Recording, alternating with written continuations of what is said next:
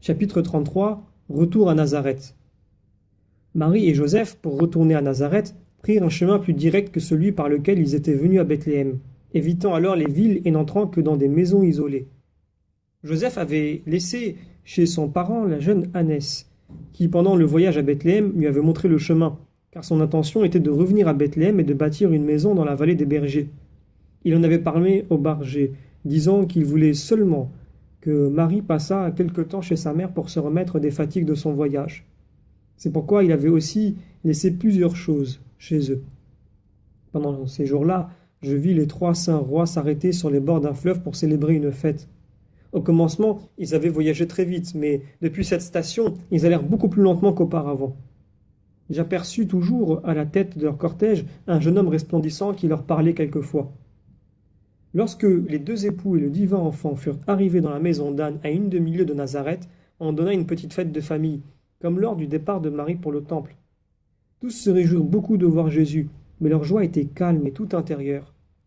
Je n'ai jamais rien remarqué de très passionné dans tous ces saints personnages. Je vis ensuite la Sainte Vierge et Sainte Anne, qui portaient l'enfant Jésus, se rendre dans la maison de Joseph à Nazareth par un chemin très agréable entre des collines et des jardins. Anne envoyait à Nazareth des vivres pour Joseph et Marie. Comme chaque chose est touchante dans la Sainte Famille, Marie est la mère la plus tendre et en même temps la servante la plus soumise du Saint Enfant. Elle est aussi la servante de Saint Joseph. Joseph est pour elle l'ami le plus dévoué et le serviteur le plus humble. Combien je suis touché de voir la Sainte Vierge remuer et soigner le petit Jésus, aussi incapable de se mouvoir qu'un enfant ordinaire. Quand on pense que c'est là le Dieu d'amour qui a créé le monde. Ah, combien nous semble alors affreuse la dureté, la froideur et l'obstination des hommes indifférents ou incrédules. Sainte Anne et sa fille aînée étaient souvent chez la Sainte Vierge.